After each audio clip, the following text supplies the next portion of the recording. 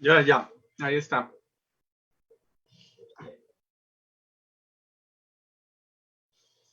Sí, señor.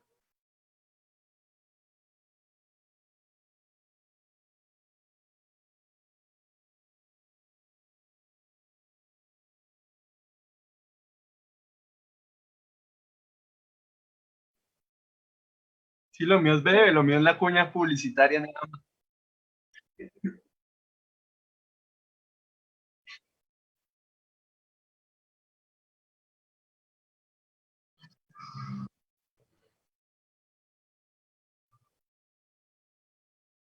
Ya,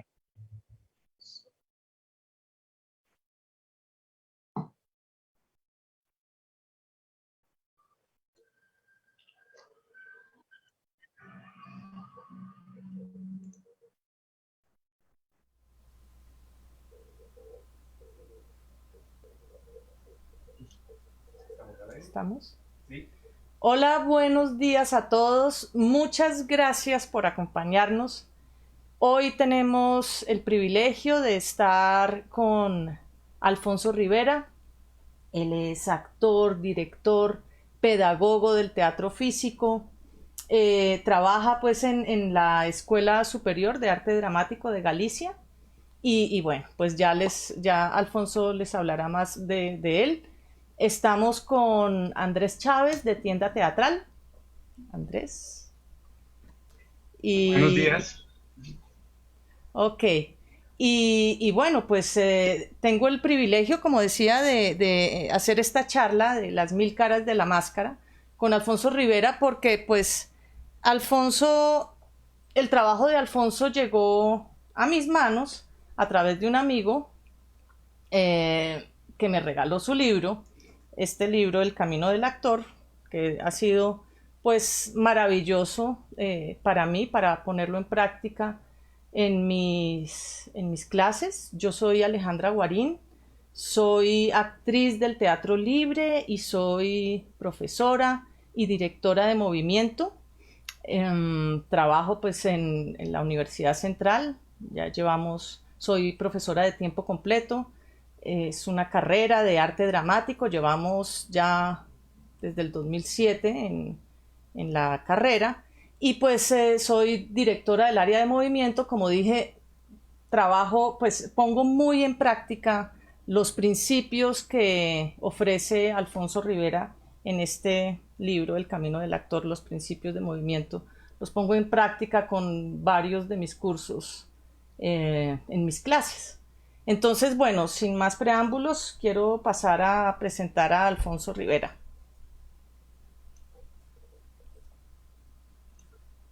Sí, Alfonso, prende el micrófono. Alfonso, no te No te escuchamos. escuchamos. Debes prender. ¿Qué tal ahora? ¿Qué Ahora tal ahora? sí, ahora sí. Muy- Hola, Alfonso. Buenas tardes, Alejandra. Buenas tardes también a Andrés, a Miguel y a todo el equipo que habéis hecho posible este encuentro maravilloso intercontinental. Y cuando recibí la noticia de que habíais recibido ese libro que os había llegado a través de un amigo y que estabais trabajando con él en clase, la verdad es que me sentí muy emocionado, sentí muchísima ilusión y por eso, bueno, pues tengo mucho cariño y mucha admiración también por lo que estáis haciendo vosotros desde allá, desde Colombia, desde la Universidad Central, desde ese Departamento de Artes Escénicas y desde la Compañía Arte Libre. Entonces, bueno, pues hoy, si queréis, podemos hacer un poco un recorrido en el tiempecito que tenemos disponible para comprender un poco mejor lo que es una máscara y en concreto cuáles son las máscaras escénicas, algunos tipos de las que se han explorado para la creación, la creación de espectáculos, digamos, en el ámbito del teatro físico, del teatro gestual, y con el objetivo de intentar motivar a los jóvenes, tanto a los alumnos que ustedes tienen allá, como espero que también se conecte algún colega de trabajo aquí en España y también estarán fácilmente mis alumnos viéndonos, así que ese será un poquito el objetivo, que comprendan mejor el ámbito de la máscara y les impulsemos, les motivemos. Entonces, bueno, para mí las máscaras es uno de los elementos más representativos del teatro desde el origen de los tiempos y de hecho su empleo siempre ha estado vinculado a una gran cantidad de estilos y de personajes a lo largo de toda la historia del teatro. De hecho, lo podemos reconocer tanto en vertientes orientales del teatro, como puede ser el drama no, como en la ópera de Pekín, como en las danzas balinesas, y en muchísimas fuentes también o estilos del teatro occidental, como puede ser el teatro griego antiguo o las grandes máscaras del teatro latino, romano, máscaras medievales o máscaras carnavalescas, o incluso la media máscara de la comedia del arte, que es en una etapa ya más renacentista, y finalmente máscaras naif o máscaras larvarias, bueno, hasta finalmente la nariz roja del clown. Entonces hoy vamos a repasar un poquito todos estos ámbitos, estas distintas formas, estas caras que ha tomado la máscara expresiva y bueno, yo creo que uno de los elementos que más me atrae a mí personalmente de la máscara es reconocerla como un misterioso elemento que en realidad ha servido de inspiración para muchos reconocidos renovadores de la escena a lo largo del siglo XX y XXI, tanto pedagogos como directores de escena, entre ellos, pues, por ejemplo, Giorgio Strehler, con bueno, su Piccolo Teatro di Milano, y el cual Giorgio Strehler siempre sintió una gran debilidad por este instrumento, ¿no? Llegó a decir que desvelaba el origen del misterio teatral. Entonces, yo creo que también el rito de disfrazarse con pieles y con máscaras digamos que es un evento, un fenómeno que está ligado al origen de los tiempos, ¿no? Podemos recordar que en las representaciones, eso es, de las pinturas rupestres, encontramos, por ejemplo, en pinturas paleolíticas, ¿no? Esto es una imagen, ¿se ve bien esta imagen? A verla.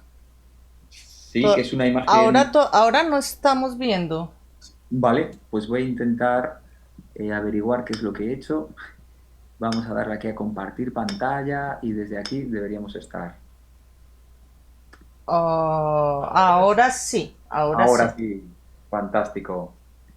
Muy bien, entonces, por ejemplo, aquí tenemos una imagen de una pintura rupestre que se encuentra en unas cuevas en la vertiente francesa de los Pirineos, que se llama la Cueva de los Tres Hermanos, ¿no? Les Trois Frères. Y entonces aquí lo que vemos es que lo que nos llama la atención es que entre estos animales que están siendo representados hay un animal que es como medio raro, porque le vemos en bipedestación, tiene dos piernas y parece que hasta sujeta un arco con una mano. En realidad de lo que se trata es de un cazador que se ha disfrazado con una piel de animal. Aquí podemos ver caballos salvajes, cabras salvajes, incluso algún bisón, algún bisonte. Y entonces este cazador, dicen los antropólogos, que hace este acto de colocarse una máscara y una piel por dos motivos. Un motivo sería un poco evitar el castigo de los dioses. Tenemos que pensar un poco como el hombre arcaico, que digamos que también veneraba no solamente a las cabras, sino al dios de las cabras, en realidad, que podría castigarle si cazaba de forma no permitida una cabra salvaje o un ciervo, el animal que fuese. Y por otra parte, digamos que este disfraz le permite acercarse más a la víctima para poder finalmente lanzar la flecha o la lanza y cazar al animal. Pero lo más interesante de esto es un poco la exigencia del zoomorfismo, ¿no? La forma animal que requiere en el cazador para adoptar esto. Una vez que te pones la máscara, te pones la piel, obviamente tu respiración va a cambiar, tu cuerpo va a cambiar si intentas imitar. Sabemos que la mímesis también era una forma de comunicarse del hombre antiguo con los dioses. Entonces, a partir de, digamos, la imitación de los elementos de la naturaleza, la imitación del fuego, la imitación del mar, del aire, del vínculo con la tierra, pues surgían muchas de las creencias religiosas. Entonces, aquí lo que vemos es que justamente el zoomorfismo le invita a nuestro primer actor o incluso primer mimo a no solamente disfrazarse, sino también comportarse como si fuese una cabra a la hora de acercarse a la manada para hacer un mejor disparo. Es interesante este comienzo porque nos ayuda a comprender también otras muchas manifestaciones. Aquí, por ejemplo, tenemos unas máscaras indígenas que provienen del pueblo Tupik en Alaska. Han sido encontradas recientemente en un yacimiento porque estaban como congeladas en el hielo y eso permitió que su madera sobreviviese a todos estos años. También podemos tener, antes hablábamos de otras manifestaciones orientales, como pueden ser las máscaras del drama No o la ópera de Pekín, o incluso las grandes máscaras griegas que lo que tenían eran un bocinador que permitía que la voz fuese resonada ahí dentro y se pudiese amplificar para los grandes auditorios griegos, tanto de tragedia como de comedia. De hecho, normalmente podemos asociar un poco los dos símbolos, las dos caras, la de comedia y la de tragedia, que vienen de estas máscaras griegas. Y después vamos a hablar un poco vamos a diferenciar las grandes familias de máscaras, tenemos que diferenciarlas entre máscaras que son un poco religiosas, de culto, sagradas, o máscaras utilitarias. Cuando me refiero a una máscara utilitaria, me refiero a una máscara que es utilizada en nuestro día a día con fines más prácticos. Entonces, por ejemplo, una máscara utilitaria puede ser una máscara de hockey o puede ser una máscara de un soldador en una fábrica o puede ser como esta, una máscara antigás.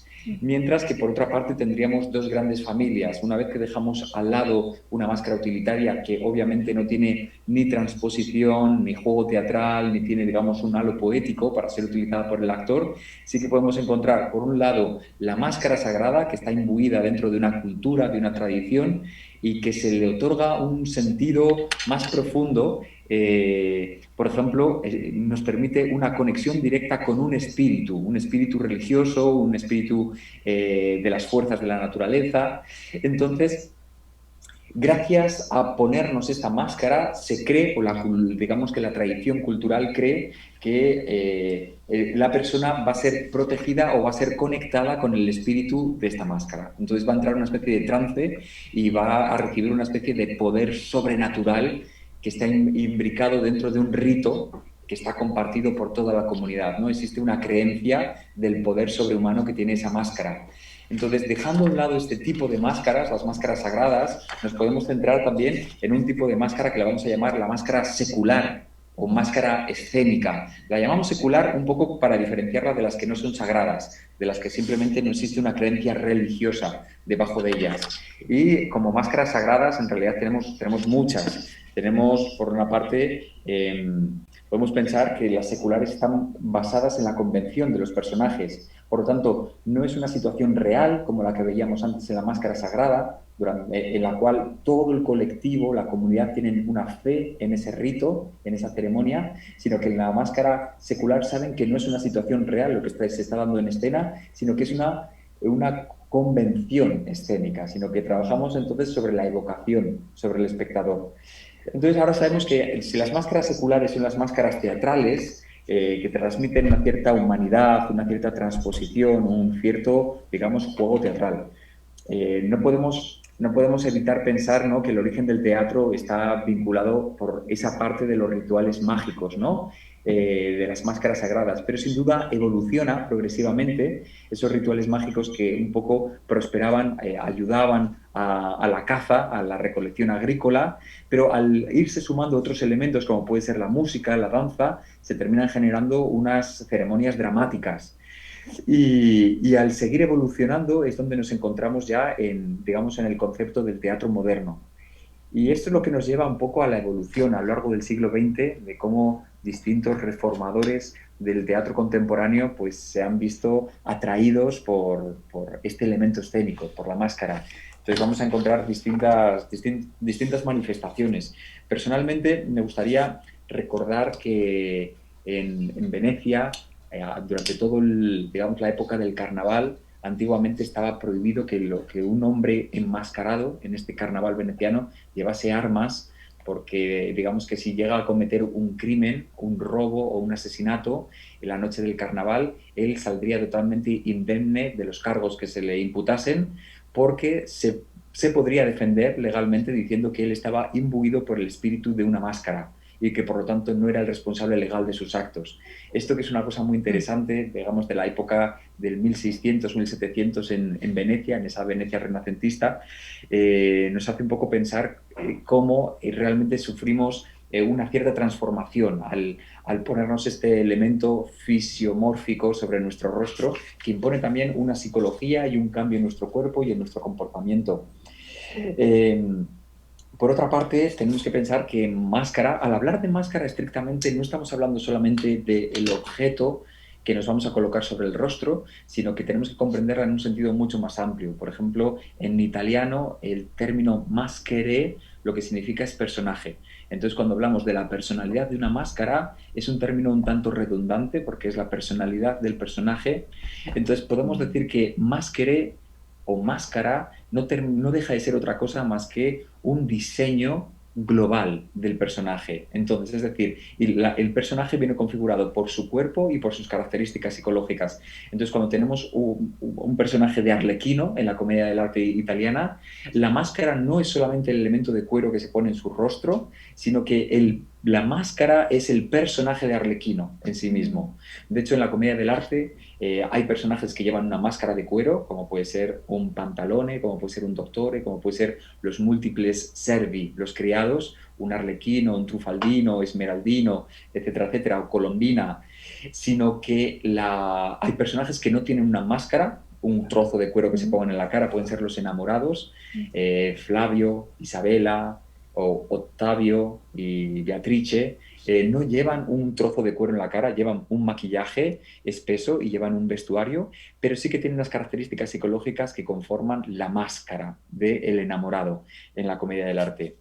Entonces, bueno, un poco recordar que también para Gordon Craig, el gran renovador de la escena, él defendía la presencia de la máscara en escena, ya que tenía un concepto un poco idealizado de la simbología del ser humano y decía que así evitaba que los actores tuviesen muecas o que hiciesen un poco afectaciones excesivas con el rostro, sino que sublimaba la presencia del actor en escena gracias a la máscara. También comentar que para Etienne Decroux, otro gran reformador del mimo moderno, él eliminaba el trabajo del actor con el propio rostro del intérprete para evitar las muecas del actor, evitaba un poco esa pantomima blanca en la cual los actores tenían rostros convencionales, ¿no? Y manos convencionales, un gesto para el rechazo, para la tristeza, para el enamoramiento, para la envidia, estaba todo, digamos, estaba codificado esta gestualidad y estos rostros. Entonces, Decroux lo que intenta es, por medio del velo de Cruciano, busca universalizar a la actriz, al hombre, al intérprete, y lo que le interesa es la esencia del cuerpo encima del escenario. Por lo tanto, ya no le interesa el género, si es hombre o mujer, ya no le interesa la nacionalidad, no le interesa la raza, no le interesa nada de esto, sino que trabaja sobre la universalidad del intérprete encima del escenario, por medio de cubrir el rostro. ¿Me escuchas, Alfonso? Sí. Que me cuentas eso que es del velo de Decroux. ¿Qué es eso del velo? Mira, os voy a contar. Entonces, Jacques Copeau, que es un gran reformador digamos, de finales del siglo XIX del teatro en Francia, él descubre que los intérpretes están un poco afectados, lo que llaman en francés cabotinage, que actúan de manera tan afectada que han perdido contacto con la fisicidad, con la corporalidad del actor. Entonces, Copeau lo que propone es volver a entrenar al actor de cero, y él, que es un gran observador de las máscaras japonesas, de la máscara del teatro no japonés, diseña una máscara que la llama la máscara noble, que será un germen de lo que más tarde Lecoq configurará como una máscara neutra. De hecho, claro, en la época, decirle a un actor, trabaja con la máscara noble, trabaja de forma noble, no terminaba de ser comprendido, y por eso terminaron creando el concepto de una máscara neutra.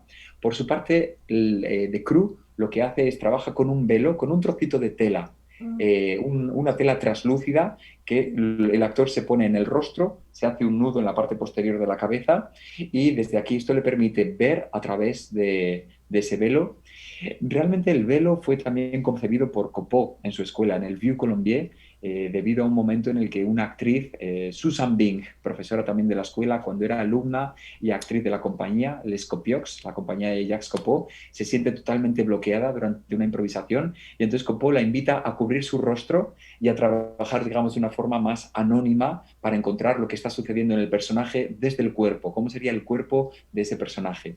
Y entonces cubren el rostro con este velo. Esto es totalmente representativo y genera un gran impacto en The Crew, que a partir de entonces, si el mimo corporal dramático había sido creado en esencia por Copeau, él se permite, The Crew, empezar a desarrollarlo. Entonces también The Crew niega las distintas máscaras como objeto en la cara porque con un velo, la sencillez de un velo resulta suficiente, ¿no?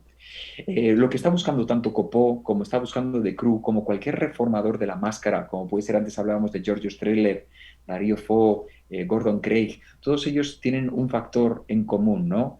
Sobre todo los que están más involucrados con la actuación, que es evitar la falsedad del actor. Porque el hecho de trabajar con una máscara muchas veces puede invitarnos a una cierta caricaturización del cuerpo, a ridiculizar los personajes. Por ejemplo, la comedia del arte, que está basada en tipos, en arquetipos, que cada uno de ellos proviene de una región distinta de Italia. Entonces, Pantalone proviene de Venecia, Pulcinella de Nápoles, el Dottore es boloñés, etcétera, etcétera. Cada uno trae elementos de su cultura, pero la forma, aunque sea un estilo cómico, la forma apropiada es siempre conectar con la verdad del personaje, que es lo que generará la risa en el espectador. Fijaros que lo que hace la risa en el espectador es distinto de lo que la hace en el personaje. Podemos encontrar un personaje fanfarrón, movido por la vanagloria, que se vanagloria de sí mismo, la vanidad, como por ejemplo puede ser el Capitano. Y el Capitano Espaventa es un personaje español de la época en la que, digamos, España coloniza una parte de Italia, el sur de Italia, Nápoles. Y entonces es un fanfarrón que se ríe continuamente. Pero la carcajada del personaje que se ríe de sus enemigos es distinta de la carcajada del público a ver lo ridículo que es este personaje. Entonces, esto nos sirve para comprender que la falsedad es el enemigo del actor, Sí. ¿no? Ese personaje que está trabajando un capitano con una máscara, digamos, alargada, que tiene como si fuese un gran falo prácticamente en la cara. De hecho, voy a buscar una imagen para que lo podáis ver también. Mientras buscas, puedo contarte, pues, algo que me llamó mucho la atención de lo Sí, que he leído, pues, del libro, de tu segundo libro, cuando sí, hablas de la falsedad, que es el principal enemigo del actor, claro, y eso se articula con la idea de el movimiento, con la relación del movimiento articulado ujú, al proceso del pensamiento y cómo exacto, esto también implica una economía del movimiento, ¿no? Entonces, exacto. después de que uno puede entrenar y hacer, ellos hacen tantas cosas pues con el cuerpo, Ujú, es usar lo mínimo, ¿no?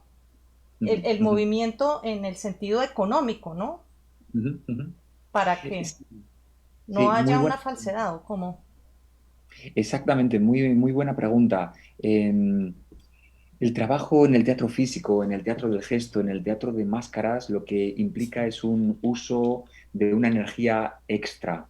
La forma de mover una máscara en escena, si usamos un cuerpo cotidiano, sabemos que no es suficiente y que por lo tanto necesitamos ese suplemento energético y un estudio anatómico para saber de qué forma las actitudes del actor, y entendemos que actitudes como todas esas posturas en algunos momentos estáticas, que están rellenadas por una intención, por una dirección y que contienen un estado anímico o una emoción, en las actitudes corporales y un estado, digamos, energético superior para sostener el nivel de la máscara van a hacer que ese intérprete trabaje a un nivel energético superior.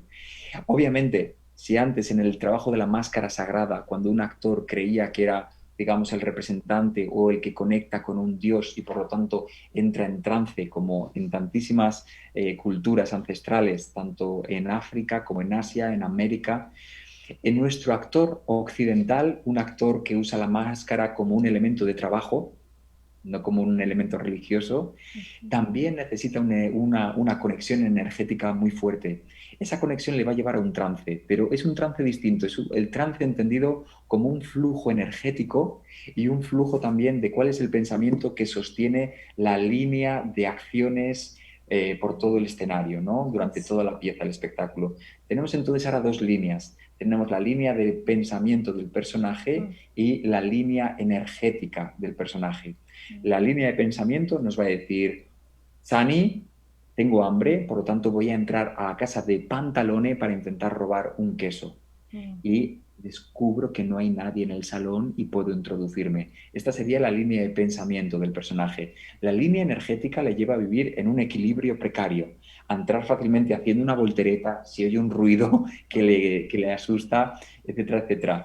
La verdad tiene que ser, claro, una vez que oye un ruido detrás de él con su verdad y de una manera estilizada, proyectada y suspendida en el escenario. Cuando hablo de la suspensión energética, hagamos que es ese tipo de trabajo que nos permite que el actor esté suspendido con un halo poético encima del escenario.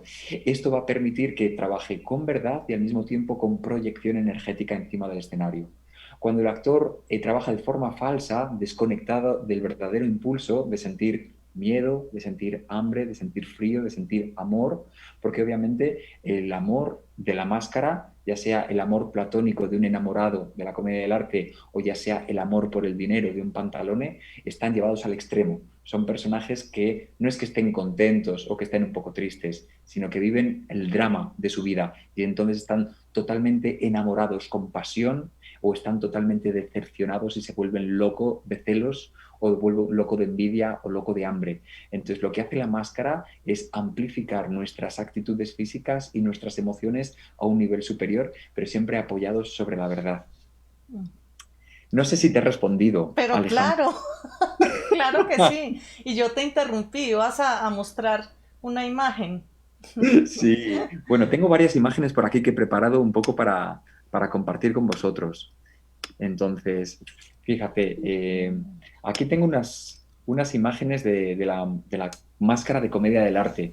Como sabemos, la comedia del arte es un estilo que en su día pertenecía pues, al 1560, 1570 en Italia, en esa Italia que estaba configurada por distintos estados-nación. Eran como el Véneto por un lado, Génova por otro, Nápoles por otro, y los cómicos empiezan a ser, digamos, profesionales porque ya no se dedican, así como a lo mejor el actor de la tragedia griega era un panadero, era un carpintero, era un escultor, era un soldado, que cuando llegaban las grandes Dionisias, entonces era reclutado para trabajar en este proyecto teatral. Sin embargo, aquí por primera vez vemos la profesionalización del actor en torno al 1570 y lo que sucede allí que estos actores se permiten trabajar todo el año, 365 días al año, como actores, viajando de una ciudad a otra de manera itinerante con sus carromatos. Llegan a un pueblo y representan su número a partir de estructuras fijas y de personajes arquetípicos. Entonces, por aquí arriba podemos ver arriba del todo tenemos un Pantalone, en el centro de las máscaras tenemos a un arlequino, a un lado tenemos una máscara andrógina, se llama, que es con la que se protegían los nobles para disfrazarse. Abajo la máscara de un arlequino, un capitano, un briguella. Entonces, digamos que la profesionalización también venía eso de poder cerrar los recintos y poder cobrar una entrada a los espectadores, que era algo totalmente, digamos, novedoso para el momento y que fue un modelo importado al resto del mundo. Cuando la comedia del arte es prohibida en Italia, estos cómicos empiezan un viaje itinerante a Francia, a España, a Inglaterra, modificando, inspirando las manifestaciones artísticas, teatrales de toda Europa. En cualquier momento, si queréis hacer alguna pregunta, por favor, y si no, en unos minutitos abrimos un espacio más de diálogo. Okay. Pero ahora me gustaría hablar un poco si hemos hablado un poco de la manera en la que la máscara de comedia del arte ha influido en las manifestaciones en toda Europa, el teatro europeo. Por ejemplo, sabemos que si Shakespeare nunca estuvo en Italia, de hecho nunca salió de Inglaterra, ¿cómo es posible que la mayoría de sus obras estén inspiradas en lugares como Venecia como puede ser El mercader de Venecia o otros lugares de Italia, ¿no? Los amantes de Verona, El sueño de una noche de verano, Romeo y Julieta. La mayoría de ellas están situadas allí, ya sean comedias o tragedias. Y uno dice, ¿cómo es posible que recibiese tanta inspiración si nunca salió de Inglaterra? Pues el motivo es que cuando los cómicos de la comedia del arte, su comedia es tan mordaz que, claro, evidentemente hacen daño al gobierno, digamos, a las personas de poder por el sentido del humor, ¿no? El cómico siempre tiene una situación privilegiada como un bufón de la sociedad que se permite decir lo que nadie más está diciendo, grandes verdades. Entonces, la comedia es prohibida, los cómicos italianos dejan sus máscaras encima de los escenarios, de los palcos escénicos y comienzan un viaje errático. Y al llegar a Inglaterra, por ejemplo, nutren la compañía, por ejemplo, de Shakespeare. Y allí, Shakespeare, digamos, es un dramaturgo, pero un dramaturgo empresario que configura sus montajes a través de la improvisación de los actores, que traen muchas veces fragmentos memorizados de obras clásicas o tradicionales o fragmentos de poemas, y finalmente es mezclado todo en una dramaturgia que funde muchos otros textos anteriores. Entonces, este es el motivo por el cual interpretar un rol en Inglaterra, claro, llevaban roles. Un rol es como un pergamino en el cual estaba escrito algunos de los pasajes, digamos, más poéticos o más elaborados del texto, y entonces entre bambalinas los actores sacaban el rol que tenían debajo de la manga y lo leían para refrescar la memoria y salir a escena y otra vez seguir con ese gran monólogo, el soliloquio que les tocaba interpretar. Entonces, cuando se hacía un reparto, decía, to play the role, which role are you playing, ¿no? Para interpretar el papel. ¿Qué papel estás interpretando dentro de esta obra, ¿no? Y el role era básicamente el pergamino que contenía los pasajes más densos de ese texto.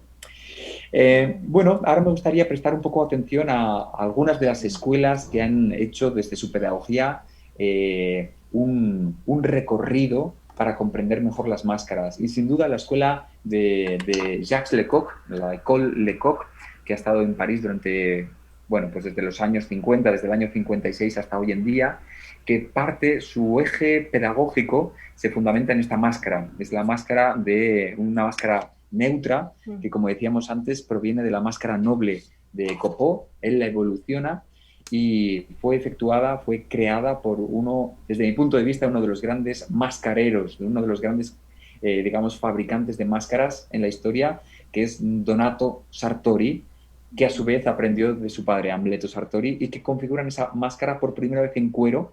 Es muy importante el material con el que está hecho una máscara, ¿no? Darío Fo dice, la máscara no deja de ser como un zapato. Si te queda bien, te mueves bien. Si te queda mal, es como un zapato que te queda pequeño, que te termina haciendo dolor ahí en el callo, ¿no? Entonces, estos artesanos descubrieron que cuando trabajamos con una máscara que está hecha en un material que no es noble, no termina de funcionar escénicamente. Entonces, una máscara de madera, de un trozo no termina de tener la flexibilidad adecuada.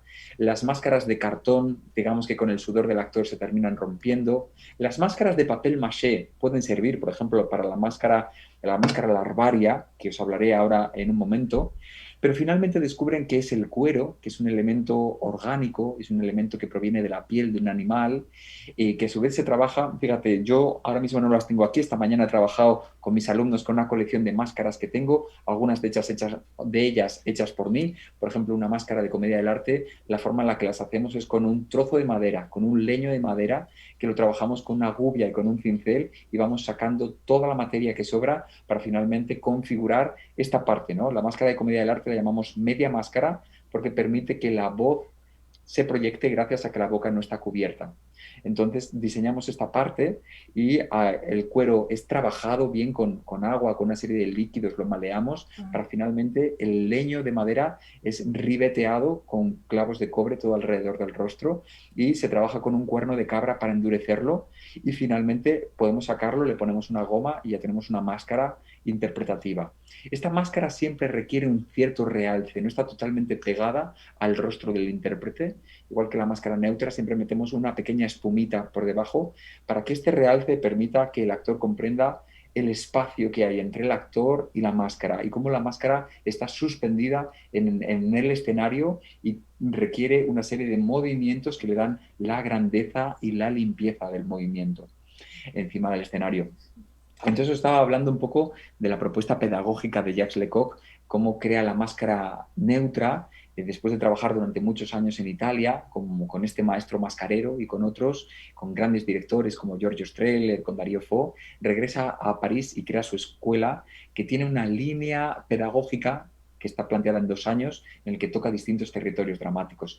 Para ellos, la máscara neutra es el eje fundamental de todo el recorrido de lo llaman el viaje del primer año y el viaje del segundo año, porque desde ahí el actor va a comprender los puntos esenciales de su economía de movimiento. Como muy bien mencionabas antes, Alejandra, cuando hablabas de la economía de movimiento del actor, porque lo que intenta pedagógicamente es eliminar todos los movimientos parásitos. Entonces, cuando estamos en escena, el actor novato que se está empezando a formar se rasca, no sabe muy bien, no tiene una noción de cómo es su cuerpo, de qué está dando para el espectador, a lo mejor tiene la tendencia de tener los hombros cerrados o la cabeza para adelante, tiene una traslación de cabeza hacia adelante o una introversión de busto, etcétera, etcétera. Y la máscara neutra nos va a ayudar a comprender cuáles son los puntos esenciales de nuestra presencia para ser suspendida encima del escenario. Entonces, cuando un actor está preparado para esto, ya puede retirar la máscara porque ha comprendido el principio de la neutralidad y ya se puede embarcar en su viaje. Y así, por ejemplo, encontramos distintas máscaras, ¿no? En esta escuela, por ejemplo, un siguiente paso puede ser las máscaras larvarias. Son máscaras que están en un estado larvario, en el sentido de que no se ha terminado de configurar la personalidad del personaje, sino que está todavía como un niño. Lo llaman también la máscara naif, porque es totalmente ingenua y se mueve como un niño en pañales, ¿no? Entonces se mueve de forma torpe, se mueve por la curiosidad, tiene gran fascinación por el entorno. Son unas máscaras muy lindas, hay un trabajo muy bonito. Como vemos, es una máscara completa, tienen también la boca cerrada. Cuando una máscara es completa y tiene la boca cerrada, no es que sienta la limitación de no usar el texto, es que realmente no tiene ni siquiera la necesidad de usar el texto porque está en un nivel de esencialización, de universalización del conflicto que es tan grande que puede ser comprendida en cualquier nacionalidad en la que nos encontremos. Es por esto por lo que hablamos de la grandeza del teatro del gesto, del teatro físico, porque sus propuestas, estas compañías, estos actores, directores, directoras, pedagogas, también han infundado un tipo de teatro que es comprendido en cualquier nacionalidad, aunque no se diga una palabra durante todo el espectáculo. Aquí tenemos Máscara Expresiva. Esta es una compañía maravillosa, alemana, aunque en su formación tiene a varios actores españoles, se llaman Family Floss.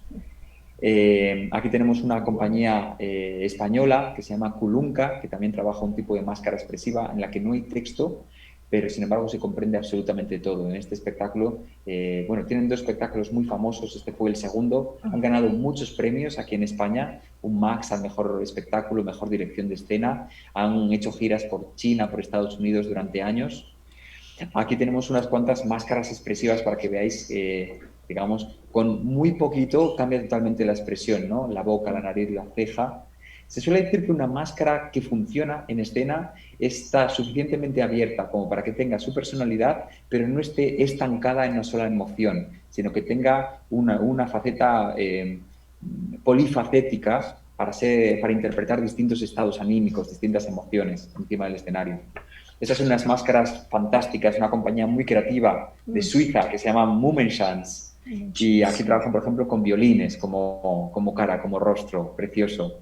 Estas máscaras de comedia del arte. Finalmente, la máscara más pequeña, que es la nariz roja del clown. Aquí tengo una imagen de un payaso muy famoso, Charlie Rivel, un payaso español de Barcelona, que ha sido considerado uno de los payasos más grandes de todos los tiempos, ¿no? Que vivía el gran drama de subirse a una silla, sentarse en una silla con su guitarra y como un niño era incapaz, lloraba, ¿no? Aullaba.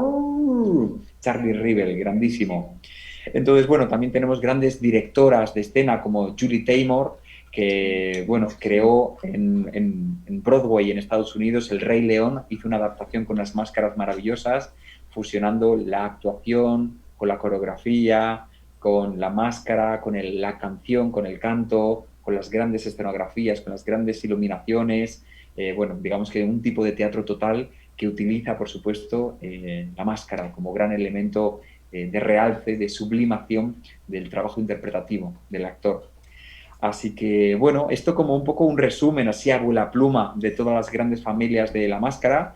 Sí que me gustaría ahora abrir un poquito de espacio para los 20 minutos que nos quedan de charla. Si tanto, bueno, Andrés, Alejandra o alguno de nuestros espectadores quiere abrir un poquito de diálogo, por favor, esta es una gran oportunidad. Qué bueno. Andrés, cuando tú digas, No, pues maravilloso escuchar lo de la máscara, Alfonso. Pues no, mi presencia aquí es más un poco recordar la existencia de los libros y que están disponibles en Colombia. Digamos, los dos libros de Alfonso, en unas ediciones además muy lindas, muy compactas. Pues yo que trabajo con libros de teatro todos los días, constantemente, pues celebro cada una de estas apuestas pues para el trabajo de los creadores, definitivamente, pues el trabajo del actor en Colombia tiene una gran fortaleza en este tipo de trabajo físico, pues por nuestra herencia un poco de las tendencias modernas del teatro a través de la creación colectiva, y el teatro libre en su escuela de formación de actores definitivamente ha liderado más que ninguna otra institución en Colombia el trabajo del cuerpo y el teatro físico en el actor, creo yo. Tal vez para comentar brevemente, como en esta intervención mía, aparte de la cuña comercial de que pueden comprarlo en tiendateatral.com, porque estamos también como editorial publicando libros de teatro en Colombia. El objetivo de la tienda teatral era abrir una librería de teatro, pero que las utilidades dieran para luego hacer un proyecto editorial propio, y estamos publicando, he trabajado recientemente y pronto saldrá una edición en Colombia del libro Impro de Kit Johnston. Y me llama la atención en esa revisión de Impro la insistencia de Johnston sobre el tema de la máscara, cuando la mayoría de los improvisadores se enfocan en todos los capítulos menos el de la máscara, digamos, como que todos los capítulos de estatus o de juegos, digamos, de más prácticos son los que se enfocan en ese libro, pero Johnston, que a hoy debe tener más de 80 años, creo que 85, 87 años, insiste y sigue trabajando en el tema de la máscara como uno de sus conceptos fundamentales sobre la improvisación. Quiero comentarles al punto de que incluso en la portada que propuse había puesto una imagen del público, un actor, una actriz en el escenario en pleno juego, y me pidieron que por favor buscara una foto con alguna máscara. O sea, tal es el punto de eso. Y él habla en su capítulo de la máscara, que además es muy complejo porque habla de los rituales, ¿no? O sea, el libro de Impro se enfoca mucho en cómo hemos perdido a partir de la educación occidental, como la licencia de la imaginación, pero también la licencia del ritual, digamos, como el derecho al ritual y el tanto temor al antitrance, que lo menciona Johnston, como que tenemos temor de entrar en trance con la máscara y como que eso no nos pertenece o nos da susto o pertenece a otros terrenos que en la cultura oriental es más aceptado y aún sigue vigente, ¿no? Entonces, para soltarte la pregunta, Alfonso, ¿cómo manejas ese distanciamiento o el temor que uno puede tener como, digamos, occidental respecto a entrar al juego con la máscara y no quedarse ahí tal vez? Sí, muy buena pregunta.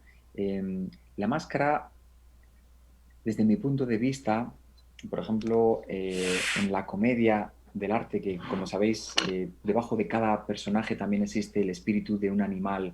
Podemos identificar a lo mejor un pantalone con un cuervo o con una urraca, podemos identificar un arlequino con un gato, con un mono, podemos identificar al dottore Balanzone con un hipopótamo, con un elefante. En realidad siempre existe un elemento energético muy fuerte debajo de una máscara, porque existe tanto la proyección del intérprete hacia la fuerza que sostiene esa máscara, como en el inconsciente colectivo, los referentes culturales que compartimos como humanidad están vinculados de manera ancestral desde hace miles de años con una máscara también, con la representación que nos permite. El origen del teatro sirve eso, para comunicar también con los dioses, para comunicar dentro de la comunidad esos grandes temas que nos atañen. Si antes era pues un poco las recolectas y la fertilidad tal vez de ese pueblo, de esa comunidad, de sus mujeres, poco a poco ha ido evolucionando a temas más sofisticados de la sociedad, hasta finalmente hablar incluso pues de política, de filosofía, de un montón de cosas. El hecho de trabajar con una máscara lo que impone, desde mi punto de vista, es mucha técnica para no ser dominado por la máscara. La máscara, si uno se la pone sin un soporte por debajo, puede inmovilizarnos, ¿no? En muchas de ellas se ve muy poco, pierdes mucha referencia visual a tu alrededor y es un elemento que más que subirte la energía parece que te la baja porque tiene mucha fuerza en sí mismo. Y entonces, yo lo que les recomendaría a los actores para empezar a explorar, y máscaras, fíjate, podemos hacer máscaras en casa y creamos una de las grandes familias para mí del teatro físico sería la familia más vinculada con la vanguardia, con las corrientes vanguardistas. Y aquí, por ejemplo, tenemos tanto tendencias que aspiran a un futuro tecnológico, como los futuristas Marinetti o la Fura dels Baus, que usan pantallas, proyectores, equipos de sonido, como una vanguardia ritualista que para comprender un mundo tan complejo como el contemporáneo, acudimos muchas veces al origen primitivo del hombre para conectarnos otra vez con esa parte de nosotros, de Homo sapiens, que necesita un significado casi simbólico para comprender la realidad. Porque el miedo ha estado de forma universal siempre en el hombre, la pasión, el hambre, la búsqueda, la esperanza, la suerte, la lucha. Los grandes temas que encontramos en el teatro no son tantísimos, son una serie de ellos, de temas universales que se repiten. Lo que cambia es la manera en la que lo abordamos. Entonces, desde el origen de los tiempos hemos dado vueltas un poco a las mismas búsquedas. Y cuando uno coge una comedia de Plauto o de Terencio, grecorromana, y la observa a la luz de Shakespeare del 1600 o la observa a la luz de una sitcom que está hecha en televisión o en cine hoy en día para Netflix, si te das cuenta los motivos son muy parecidos. El amor, el engaño o desengaño, etcétera, etcétera, suele estar debajo de todas estas grandes comedias o tragedias. Así que, bueno, sí, en este sentido creo que en el libro Teatro Físico, como decías antes, sí que desvelamos algunas claves, que puede ser qué es lo que hace que a muchos de los reformadores de la escena, cuando las palabras ya no llegan para hablar en escena, porque hemos caído en un escepticismo del significado textual, empezamos a acudir de nuevo al cuerpo, porque de alguna manera el cuerpo no miente, el cuerpo no engaña. Cuando uno tiene frío, lo vemos en el cuerpo. Cuando uno está enamorado, lo vemos en el cuerpo. Cuando uno siente esperanza, se ve también en el cuerpo. Entonces, cuando regresamos a una expresión genuina, corporal, podemos ver que se renuevan las formas de escena, que temporalmente se van a renovar siempre, y aquellas propuestas que vienen como vanguardias, al cabo de un tiempo, al principio son como rechazadas, son tachadas, son negadas, después son consideradas, finalmente son aceptadas y después son ensalzadas. Y es un poco como la vanguardia termina siendo absorbida por las corrientes principales, por el mainstream, hasta que viene otra corriente que viene y rompe con la anterior para generar nuevas formas y una manera distinta de hacer. Entonces, sin duda, si bien el libro de Teatro Físico nos habla de las corrientes que han captado este espíritu, el libro del Camino del Actor es un poco una metodología didáctica para que el actor comprenda cuáles son los puntos fundamentales en la formación. Entonces ahí vamos a hablar un poco de la neutralidad, vamos a hablar de la conciencia corporal, del alineamiento, presencia, diseño, intensidad, tempo, ritmo, espacio, respiración, imaginación, improvisación, como yo creo que el gran esqueleto, los grandes apartados que tiene el arte escénico, que sin duda observemos una pieza de teatro no japonés, o una pieza de comedia del arte, o una obra de la grandísima compañía El Teatro Libre, pues también veremos que los cuerpos son diseñados, que tienen presencia, que tienen intensidad, que responden a un tempo ritmo, que se usa con la respiración, la imaginación del intérprete, etcétera, etcétera. Entonces aquí lo que nos da son como una serie de hitos sobre los que reflexionar, pautas que he intentado que sean suficientemente abiertas y universales como para que cualquier estilo sea analizado, conceptualizado a partir de estas pautas. Así que esto sería... Wow. Creo que me he explayado en la respuesta, Andrés. Sí, todas tus respuestas son muy completas. ¿Qué tal, Alfonso? Si acá, pues, contigo hay muchos temas de qué hablar desde el mimo moderno. O sea, es que nomás el título, pues... Teatro Físico, la revolución de las formas y cómo vas desplegando cada tema, la danza, la relación de la danza y el teatro físico y el mimo moderno, después que las máscaras, que el nuevo circo y las vanguardias. Eso hay mucho, mucho, mucho y sí te pediría de pronto para una próxima ocasión extendernos en otro de los grandes temas. Acá en este momento veo también algunas preguntas que te hacen muy interesantes. Por Entonces, favor. pues, ¿qué tal si pasamos ahí? Nos queda muy poquito tiempo, pero pues hacemos un recorrido de preguntas. Ujú. Por ejemplo, aquí Elizabeth Montoya, una amiga mía, dice, gracias por su presentación. ¿Hay máscaras para el cuerpo? Eso Buenísimo. está. Claro, sí, Sí, sí, sí. efectivamente. Mira, por ejemplo, un territorio dramático en el que existen máscaras para el cuerpo puede ser el bufón. El bufón del misterio es una figura trabajada también en la pedagogía de Lecoq en la que usamos las deformaciones corporales. Es un poco el concepto carnavalesco, el concepto, los carnavales de la Edad Media aquí en Europa era un día en el que el mundo se revertía y el rey podía jugar a ser el bufón y el bufón se convertía en rey. Y la manera en la que lo trabajamos es generamos extensiones, ¿no? Nos metemos pechugas, grandes pechos, ¿no? Grandes culos, nos deformamos la nariz, grandes orejas. Son cuerpos deformados en el código del grotesco que hacen que todo el cuerpo se vuelva una gran máscara, por ejemplo. Mm, O la compañía Chance, de la sí. que hablaba antes, Mm, esta compañía suiza, juega cosas maravillosas. mm. Entonces juegan a meterse dentro de elementos o todo el cuerpo es un enchufe. Tienen un número maravilloso de un enchufe de electricidad macho y un enchufe hembra. El actor está metido de este gran disfraz, entonces es como bailan en la oscuridad. No se encuentran hasta que finalmente se encuentran, conectan y se hace la luz. Final del número, ¿no? Son piezas absolutamente geniales, brillantes. Sí. Ay, vi ayer justo una de dos violines, que son violines. El cuerpo, la máscara del cuerpo es el violín. Es maravilloso, interactúan ahí. A ver si hay Exacto. más preguntas. No veo. Si Creo no, no hay más preguntas. no hay más. Bueno, no, pues a ver qué horas son. Ya se nos fue creo que se nos ha ido. Bueno, ahí tenemos 5 minutos. Yo Y quisiera brevemente, claro, perdón, Alfonso, no sé si introduces cuál es, digamos, para el actor o para el que no conoce de tu trabajo, Sí. a cuál libro se debería, por cuál empezar, o como que presentes tu libro brevemente cada uno de los dos y hacia qué público o nivel de profesional o de sí, o de cualquier persona interesada va.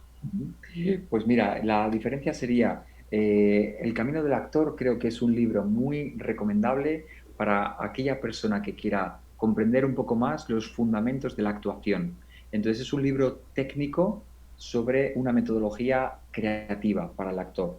Entonces puede servir tanto para alumnos de interpretación como puede servir para pedagogos o directores de escena que quieran comprender el arte, el oficio de interpretar y cómo mejorar como actor. Incluso muchas veces en las charlas que he dado aquí en España, pues para, bueno, en distintos centros donde venden libros o en teatros o después de actuaciones, etcétera, etcétera, ha terminado comprando el libro incluso señoras o señores que no tienen nada que ver con el teatro, pero cuando empiezo a hablar de cómo desarrollar el sentido de la conciencia, el sentido propioceptivo del cuerpo a partir de una serie de ejercicios y cómo eso digamos que desarrolla la noción que tú tienes de ti mismo, de cómo percibirte en el espacio. El trabajo con la respiración o el trabajo con presencia puede ser utilizado también para músicos, para un violinista que tiene dolor en el hombro porque su alineamiento no es correcto, etcétera, etcétera. Para gente que quiere comunicar y convertirse en un mejor comunicador, comprender cómo funciona la respiración, la presencia, la conciencia, sin duda les va a servir. Entonces es un libro técnico, pero se puede abrir a especialistas de otros ámbitos que quieran comprender esto. Teatro físico es más historia del teatro, entonces nos va a ayudar a comprender manifestaciones artísticas, corrientes, cómo se genera el expresionismo en la danza alemana, cómo se generan las corrientes francesas del mimo moderno, cómo se generan vanguardias en distintos países, tanto en Polonia como en muchos países que buscan lo ritual de nuevo en el siglo XX, que parece como un fenómeno sacado de contexto, pero es muy apropiado. Entonces nos ayuda a comprender la historia, el momento histórico, cultural, geográfico y no solamente pinceladas sobre estas características, sino qué compañías han interpretado y han llevado a cabo una labor artística, escénica, concreta, que puestas en escena con un montón de fotografías, con cerca de 30 o 40 fotografías con, digamos, hemos conseguido cesiones de todas estas compañías, ¿no?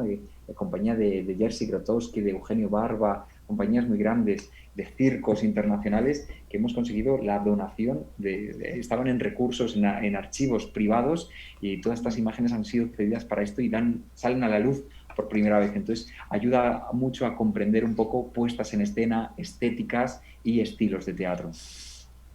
Muchas gracias. Muy bueno. Pues veo, sí, y en esto de las vanguardias veo estos grupos que dices, la Fura, bueno, no sé, la Fura del Sí. Bauhaus, el Sí. grupo de Son of the God, bueno, del Odin. Bueno, hay grupos muy interesantes que están haciendo muchas cosas a nivel físico, ¿no? También. Sí, es un complemento grandísimo. Mira, este es el motivo, Alejandra, por el cual yo creo que terminé escribiendo estos libros, porque sentía la necesidad de plasmar por escrito una serie de contenidos, tanto en la técnica actoral como en la historia del teatro gestual, que no estaban plasmados. Y esto tú lo sabes muy bien con tu trabajo como pedagoga y como actriz, nuestro trabajo es efímero. Los artistas del movimiento, Sí. según estamos haciendo un gesto en el espacio, ese mismo arte está desapareciendo. Y la forma de preservarlo, de llevarlo un paso más allá para que las siguientes generaciones puedan disfrutarlo, construir sobre nuestra labor, es dejar por escrito, porque la dramaturgia, digamos, del teatro textual tiene ya a sus dramaturgos, tiene sus libros, tiene su obra de literatura dramática, pero lo nuestro, el drama, está construido sobre el cuerpo. Por lo tanto, estos son los pilares sobre los que nos vamos a ceñir, ¿no? A generar una reflexión sobre algo tan elusivo y tan efímero como puede ser el arte del movimiento. Sí. Sí, el teatro físico tiene miles de formas, de perspectivas que cada vez evolucionan de acuerdo a la manera de trabajar de cada grupo, de cada colectivo o de cada intérprete. Es muy bueno. Bueno, pues ya viene siendo la hora. Bueno, aquí, también aquí está Piedad Jurado, que dice muy interesante. Gracias, Teatro Libre, siempre gestionando el conocimiento de la profesión teatral con vínculos de calidad. Bueno, e igual, pues no sé si habrá más gente, el último minuto, algo que alguien quiera preguntar. Nos queda un minutico. Bueno, ya viene siendo la hora de terminar y pues muchísimas gracias, Alfonso, Andrés también por colaborar con nosotros y pues de verdad esperamos que haya otra oportunidad para seguir charlando sobre estos dos maravillosos libros, pues, el Camino del Actor, que me ha ayudado muchísimo en mi práctica pedagógica. Y pues la revolución de las formas, que tiene miles de temas que ya los mencioné antes. Entonces pues hay mucho tema para charlar contigo, Alfonso. Ay, se me fue, se me quedó. Una persona aquí en Colombia. Estás aquí. Ojalá la próxima oportunidad sea aquí visitándonos. Sí, Ay, querido Andrés, sí. que Dios te escuche, que Dios te oiga, que espero Sí. que algún día nos podamos juntar todos y hacer teatro. Claro que sí, juntos. Ojalá. Bueno, pues mucho También- gusto. Ahí hay gente tuya, gente del movimiento, veo. Que son mis alumnos de la Escuela Superior de Arte Dramático aquí de Galicia. Un Deben saludo ser. para todos, con todo mi cariño. Ahí están. Mis queridos, que han hecho esta mañana un intensivo, una masterclass de comedia del arte de 3 horas, sudando la camiseta, que están hechos unos campeones. Así que Qué envidia tener a Alfonso de profe. Qué bueno.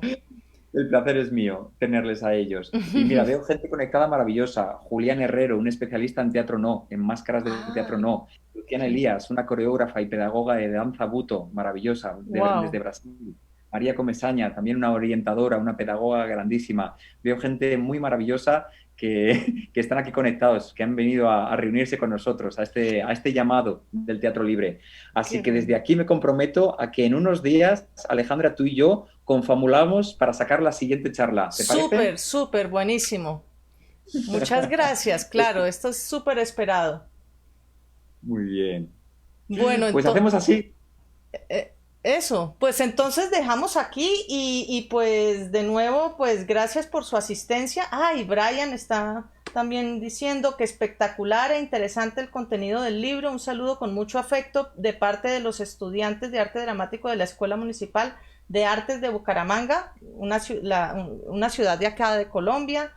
Bueno, Silvana, muchas gracias. Teatro Libre siempre se queda con el corto el tiempo cuando se habla con Alfonso Rivera. Ojalá se puedan abrir más espacios con él. Y Piedad, quedamos atentos a nuevas charlas. Bueno, pues entonces, para una próxima oportunidad, Alfonso, y pues gracias a todos por acompañarnos. Muy bien. Muchísimas gracias. Un placer. Bueno, Hasta pronto, queridos. hasta pronto todos. Chao. Chao, chao. Chao, chao. Chao. Ah, chao, chao. Ay, no sé dónde. A la cámara. A la cámara. Chao. ¿Ya?